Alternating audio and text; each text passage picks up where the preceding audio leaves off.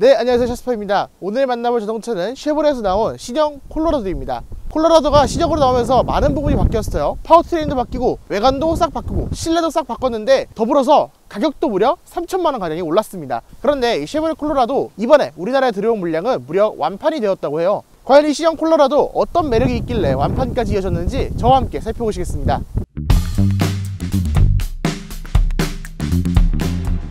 네, 일단 현재 가장 눈에 띄시는 거는 전면부일 겁니다. 전면부가 정말 많이 바뀌었어요. 기존 콜로라도 디자인은 약간 구형체 디자인이 나는 디자인이었습니다. 이전 세대의 콜로라도를 타고 계신 분들한테는 다소 죄송한 이야기이긴 하지만 어쨌든 콜로라도를 본다면 약간 옛날 차 이미지? 그런 느낌이 강했던 것 같아요. 그런데 이번 신형 콜로라도 본다면 그런 느낌이 완전히 사라졌습니다.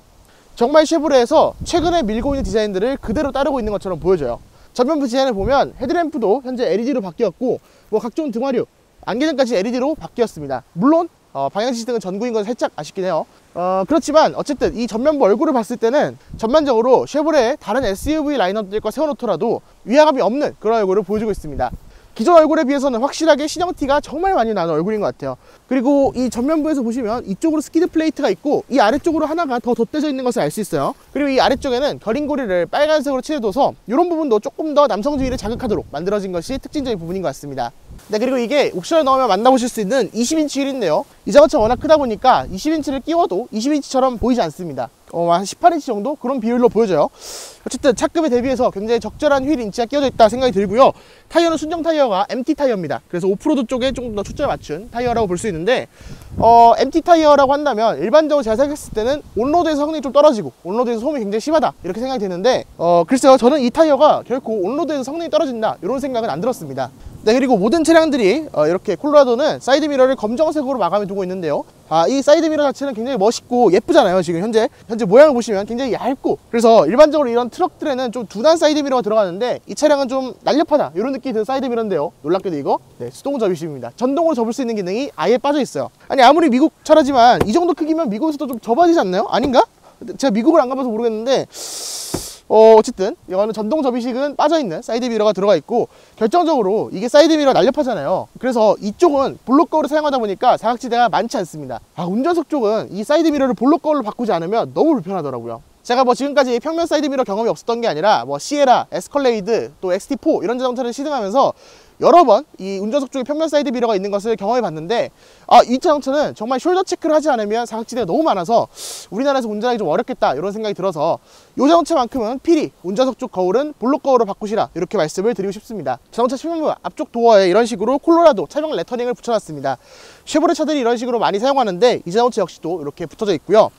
그 다음에 문손잡이, 요거는 버튼식입니다. 그래서 손 잡아서 이렇게 당기면 되는 타입이 아니라 꼭 버튼을 눌러서 이렇게 열어야 되는 타입이 탑재가 되어 있어요. 요건 솔직히 좀 아쉽게 느껴지더라고요. 요즘 대부분의 자동차들이 이렇게 손을 넣어서 열고 터치해서 잠그고 이런 타입인데 이 자동차는 열 때 누르고 그 다음에 닫을 때도 잠글 때도 눌러야 됩니다. 그리고 사이드 스텝, 이거는 전동식 사이드 스텝은 아니고 고정식 사이드 스텝인데 아주 튼튼하게 제가 밟고 올라가도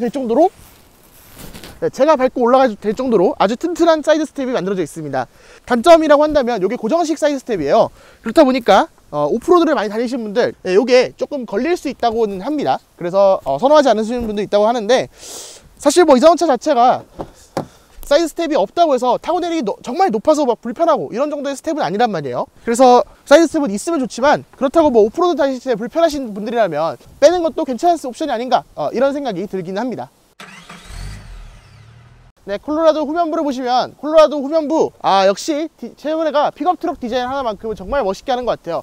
그리고 요즘은 이렇게 차 엠블럼보다는 이렇게 브랜드 명이나 차 명을 더 크게 써놓는 추세다 보니까 이 자동차도 뒷부분에 이렇게 쉐보레라고 크게 음각을 통해서 뒤쪽에 차 브랜드를 드러내고 있고요. 그 다음에 리어램프 면발광 타입으로 바뀌어서 이거 트럭에도 이런 라이트를 넣어주는구나 했는데 미등, 그러니까 차폭등 부분만 LED고 나머지는 전부 다 전구 타입으로 만들어져 있습니다. 이거는 전체적으로 LED로 만들어줬으면 어땠을까 하는 그런 아쉬움이 살짝 남는 테일램프라고 할 수 있겠습니다. 그리고 뒷부분에 있는 대부분의 전구, 여기는 번호판 등이 있는데 이 번호판 등도 전구로 만들어져 있습니다.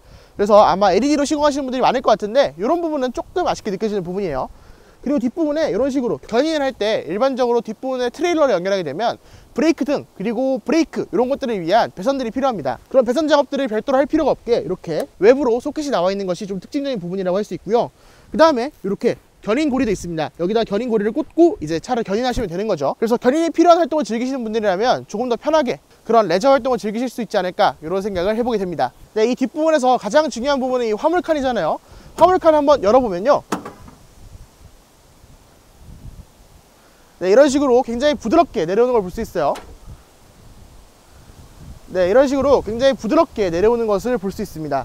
이게 순정 옵션으로 이렇게 제공되지 않는 차들이 좀 꽤 많은데, 이 자동차는 이렇게 부드럽게 내려올 수 있도록 댐퍼를 기본적으로 제공을 해서 이렇게 딱 내리면 부드럽게 떨어지도록 이렇게 만들어져 있습니다. 그리고 이 일반적으로 우리나라에 팔고 있는 렉스턴 스포츠 이런 거는 이 화물칸에 올라가는 방법이 힘들게 올라가야 됩니다.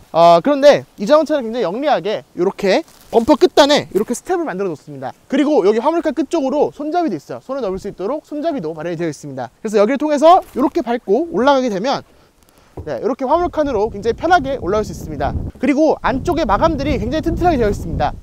여기 이 화물칸 위에다가 단순히 플라스틱을 얹은 게 아니라 실제로 이게 일명 우리나라에서 방탄도장으로 많이 알려져 있죠.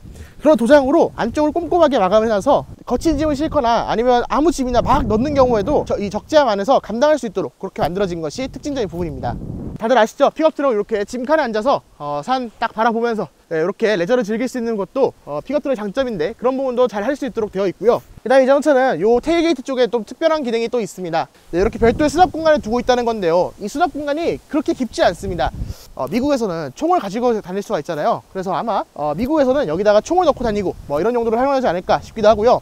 우리나라에서 보여준 걸로는 여기다 얼음을 쏟아놓고 이렇게 맥주나 음료수를 꽂아놓고 이렇게 즐기는 걸로도 연출이 되기도 하더라고요. 실제로 여기에 물 빠지는 구멍도 마련이 되어 있어서 얼음을 넣고 시원하게 바깥에서 레저를 하면서 즐기기도 굉장히 좋은 공간이 아닌가 이런 생각이 듭니다. 네, 그리고 여기 적재하면은 특이하게 자가 있어요. 자가 있어서 수치가 얼마나 되는지 요걸 측정할 수 있도록 아예 여기다가 자를 박아뒀습니다. 근데 이거 간격을 봤을 때 제 생각에는 아마 센티미터는 아니고 인치인 것 같거든요. 그래서 아마 우리나라에서는 크게 쓸모가 없지 않을까 이런 생각이 듭니다. 그리고 이 테일게이트 같은 경우에는 이런 식으로 끈을 걸 수 있는 공간이 양쪽에 있어요. 그래서 이렇게 끈을 걸면, 네, 이런 식으로 트럭 짐칸이 완전히 내려오지 않고 짐을 실을 수 있도록 만들어져 있습니다.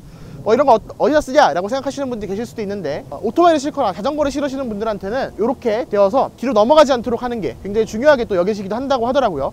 그리고 너무 큰 자전거나 오토바이를 실을 경우에는 이렇게 여기다가 앞바퀴를 걸치게 되면 안정적으로 짐을 실을 수 있다고 해서 이런 게이트 부분의 활용성은 확실히 차를 만들어 본 회사가 잘 만든다 이렇게 말씀드릴 수 있겠습니다. 네, 이번 콜로라도에서 사실 기존 콜로라도에 비해서 가장 많이 바뀐 점이라고 한다면 이 실내라고 할 수 있습니다. 지금부터 한번 실내를 같이 살펴보시죠. 지금 제 뒤에서 보고 계신 것만 하더라도 실내의 느낌이 기존과는 완전 다른다는 걸 알 수 있죠.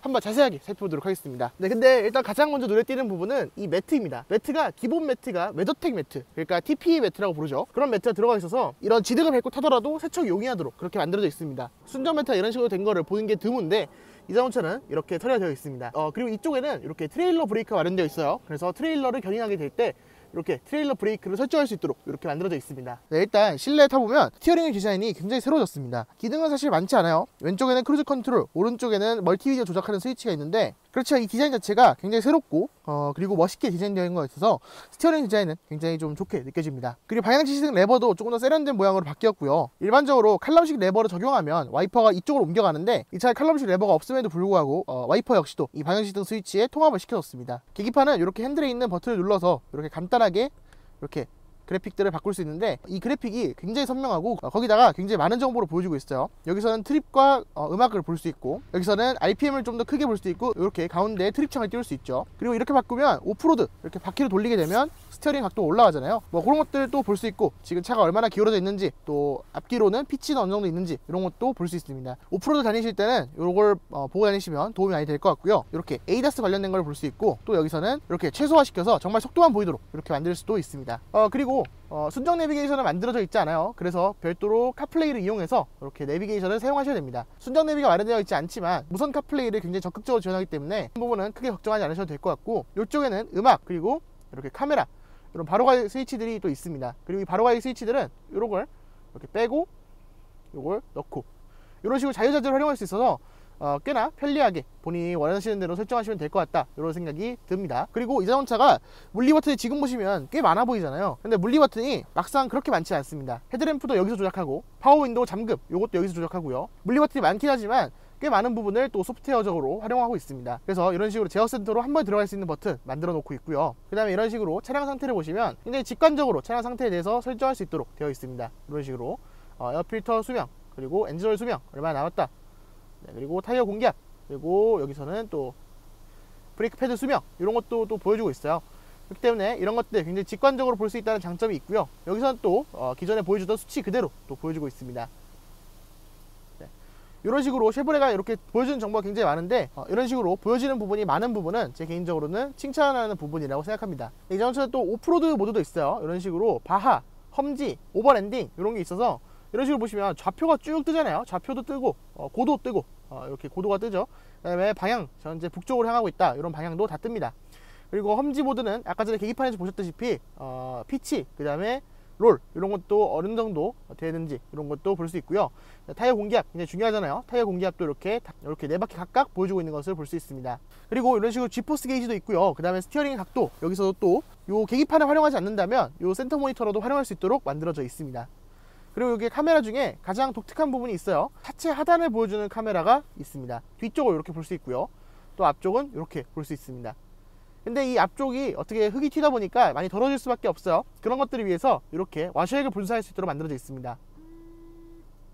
네, 이런 식으로 와셔를 분사하면 깨끗하게 만들어져 있고, 이게 렌즈 앞에 보호막이 하나 있다고 해요. 그래서 험지를 가더라도 뭐 이게 먼저 깨질 걱정을 하지 않으셔도 된다, 이런 것들이 특징적인 부분입니다. 네, 그리고 여기 타이어 공기압 감소 모드가 있습니다.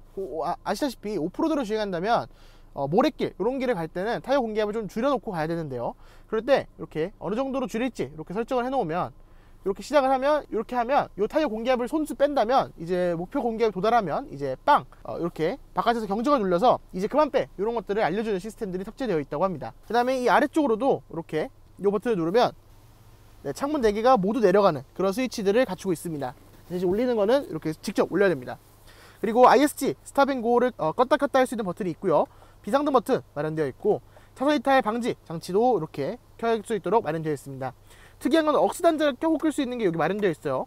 굉장히 좀 신기하다, 이런 생각이 드네요. 억스 단자가 요즘 쓰는 사람이 있나요? 이 전반적으로 공조장치나 이런 하드웨어적인 버튼들은, 이런 물리 버튼들은 전부 다 장갑을 끼고도 조작할 수 있도록 굉장히 큼직큼직하게 만들어져 있는 것을 볼 수 있습니다. 그 다음 이 자동차는 통풍 시트도 있는 차량이에요. 이렇게 통풍을 누르면 무료 버튼이 파란색으로 작동을 합니다. 에어컨을 켜게 되면 이 안쪽에 디스플레이로 이렇게 온도를, 현재 설정 온도를 표시해주고 있고요. 그리고 이 기어 레버 앞쪽으로는 무선 충전 패드가 있습니다. 그리고 USB는 C타입, A타입 둘 다 마련되어 있고, 실내에서 가장 재미있는 부분은 이 기어 레버가 아닌가 싶어요. 저는 지금 운전하지 않기 때문에 벨트를 매지 않고 있잖아요.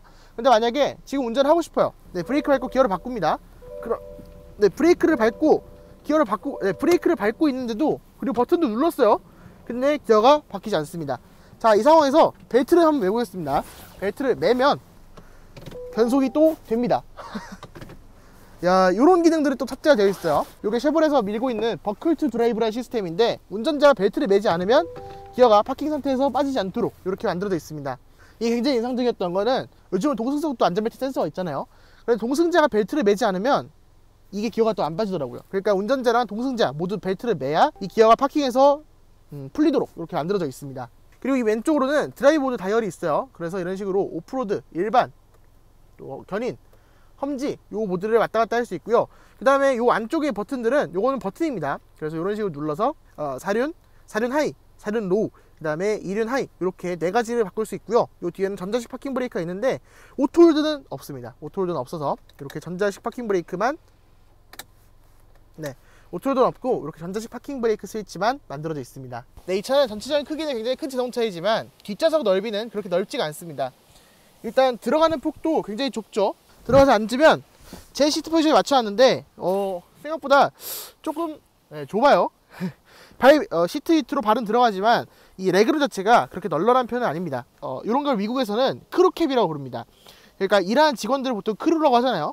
그 크루들을 태우고 다니는 그런 캡이기 때문에 뒷자리의 거주성이나 아니면 뒷자리 편의성, 이런 것들은 크게 높은 편은 아닙니다. 뒷자리의 넓이는 이 정도라고 보시면 되고, 대신에 등받이가 일반적인 SUV에 비해서 서 있는 편이긴 한데, 그래도 일반적인 픽업에 비해서는 약간 누워있는 편인 것 같아요. 그래서 등받이 각도 자체는 뭐 그렇게 막 모산지 정도는 아닌 그런 시트 각도를 보여주고 있습니다. 그리고 뒷좌석을 위한 편의 사양으로는 이 앞쪽에 컵홀더가 2개 마련되어 있고, 사이에 또 수납 공간이 있고요. 그다음에 뒷좌석 송풍구 마련되어 있고, 네, 송풍구가 마련되어 있고, 이런 식으로 USB Type-C, Type-A가 또 마련되어 있습니다. 여기 아래쪽에는 220V 단자가 있어서 이런 것도 활용할 수 있도록 만들어져 있고요. 그 다음에 이쪽 뒤쪽에는 이런 식으로 또 암레스트가 만들어져 있습니다. 또 암레스트에도 컵홀더가 있기 때문에 뒷자리에서만 무려 컵홀더가 6개예요. 그리고 암레스트를 이용하면 조금 더 편하게 갈 수 있다. 이 정도가 뒷자리 편의사양의 전부입니다. 콜로라도를 처음 타면서 가장 걱정했던 부분은 바로 이 엔진이 V6 엔진에서 4기통 엔진으로 바뀌었다는 겁니다. 원래는 6기통 3.6L 엔진 사용했는데 이제는 4기통 2.7L 엔진으로 바뀌었어요. 다운사이징을 한 거죠, 어떻게 보면. 그런데 제 개인적으로는 미국 차의 4기통 충분할까 걱정이 되기도 했었고, 감성적이라는 게 있잖아요. 그 감성적인 부분을 만족시켜 주지 못할까, 그런 부분도 굉장히 많이 걱정이 됐었습니다. 2.7L 엔진 가지고 괜찮을까, 이런 부분이 굉장히 걱정이 됐었는데 실제로 타보면 그런 느낌 자체가 많이 들진 않는 것 같습니다. 이 로우 기어를 이용해서 강제로 RPM을 띄운다 라고 해보면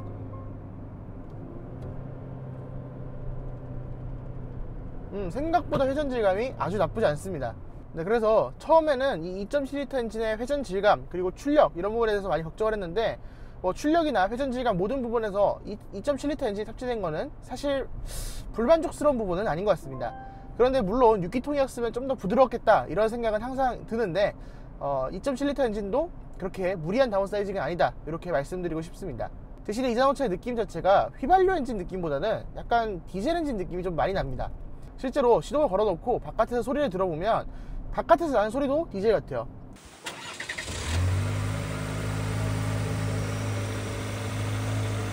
그리고 차에 타고 있으면서 가만히 서 있을 때가 있잖아요. 신호대기나 이런 상황에서 가만히 차에 앉아있다 보면 달달달달 떨리는 게, 그것도 약간 디젤 같게 느껴집니다. 저속 구간, 저 RPM 구간에서는 이상하게 디젤 느낌이 좀 많이 납니다. 여기서 가속을 해보면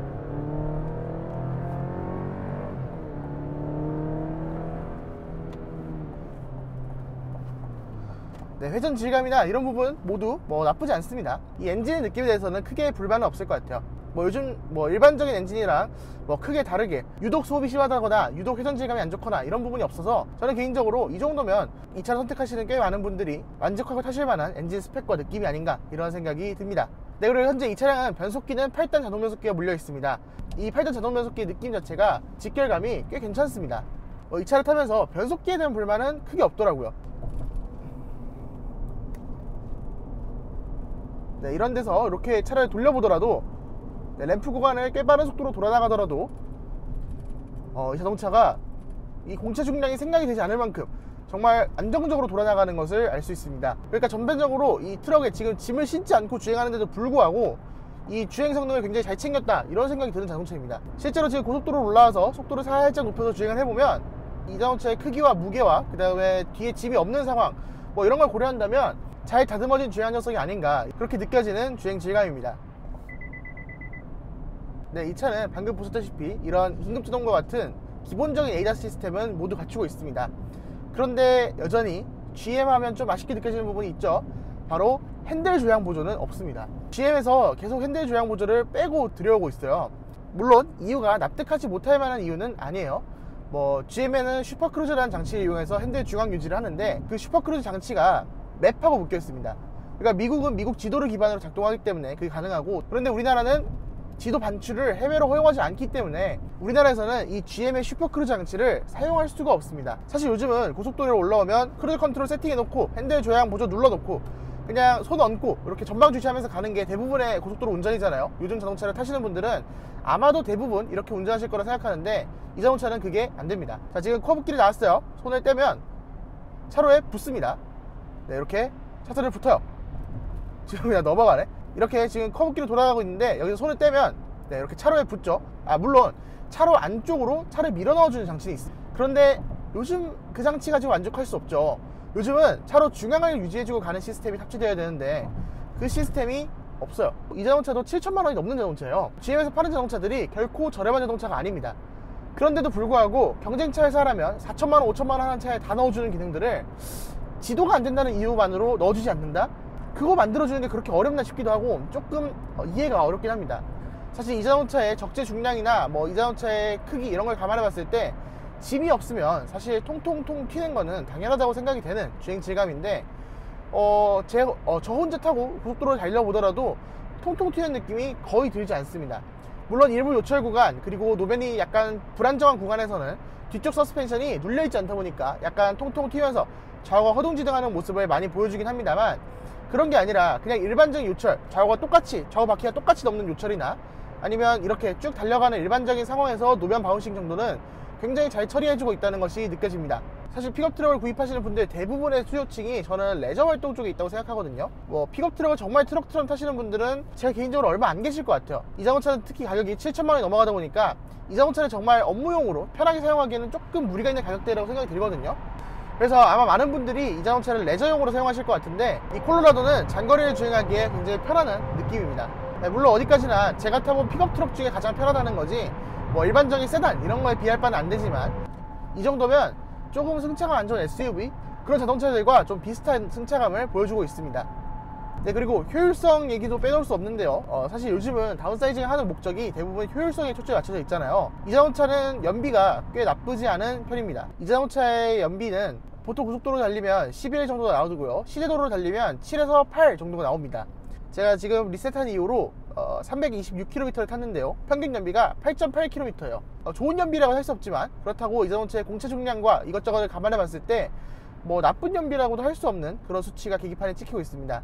실제로 330km 타는 동안 150km 정도는 시내도로를 주행했고요, 나머지 180km 정도는 고속도로를 주행했는데, 시내도로랑 고속도로 주행이 섞였음에도 불구하고 8.8이라면 여러가지 이 자동차의 상황을 감안해 봤을 때 결코 나쁘지 않은 연비가 나오고 있다, 이렇게 말씀드릴 수 있겠습니다. 근데 이렇게 이상하게 이렇게 저 RPM을 할 때 이 소리가 들리실지 모르겠는데, 이렇게 저 RPM으로 그냥 현재 단수의 엔진 토크만으로 가속할 때가 있잖아요. 그럴 때 이상하게 디젤 엔진의 그 칼칼한 음색이 생각날 정도로 이 음색이나 진동이 굉장히 디젤 엔진과 유사합니다. 이거 엔진이 굉장히 디젤 같은 느낌을 줘요. 네, 변속을 잘 안 해요. 그냥 이 토크 그대로 쭉 밀고 갑니다. 그러니까 고속도로에서 제가속을 한 상황에서는 RPM을 굳이 엄청나게 띄우지 않고 그냥 이렇게 쭉 밀고 갑니다. 지금 단수를 그대로 불고 쭉 밀고 가요. 네, 여기서 이렇게 쭉 가속을 해보면, 네, 현지 단수를 물면서 이렇게 쭉 가속을 하거든요. 휘발유 엔진에다가 특히 터보 엔진은 이 저 RPM에서 출력이 좀 모자라는 경향이 있어서 이렇게 가속할 때 시프트 다운을 적극적으로 하는 자동차들이 꽤 많습니다. 특히 이렇게 무거운 차에 다운사이징을 좀 적극적으로 하는 엔진을 넣어놓는다면 시프트 다운을 좀 적극적으로 하는 경우가 대부분인데, 이 자동차는 그냥 그런 거 없이 100km에서 이렇게 조금 더 밟아보면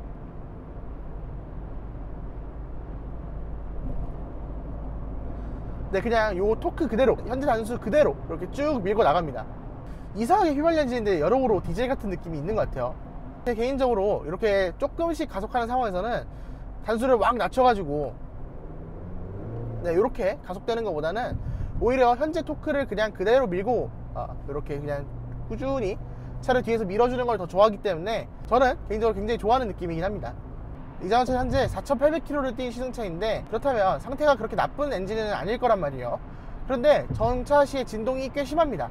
그래, 기어를 드라이버에 넣어놓고 정차해 놓으면 차가 떠는 느낌, 그 느낌이 꽤 심해요. 네, 또 기어 중립을 넣으면 어느 정도 사라지긴 하는데, 그래도 기본적으로 엔진 자체가 진동이 좀 많은 엔진이긴 한 것 같습니다. 정차했을 때 진동이 많은 부분은 다소 아쉽게 느껴지긴 했습니다.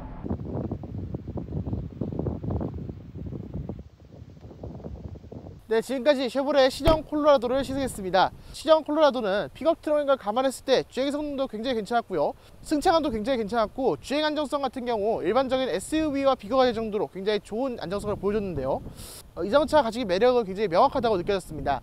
현재 이 자동차는 이제 렉스턴 스포츠와 경쟁을 하게 되고요, 앞으로는 타스만과 경쟁하게 될 자동차인데요, 앞으로 콜로라도는 어떻게 될지 그런 것도 굉장히 흥미진진한 대목이었습니다. 그럼 지금까지 셔스퍼였습니다. 구독과 좋아요 한 번씩 부탁드립니다. 감사합니다.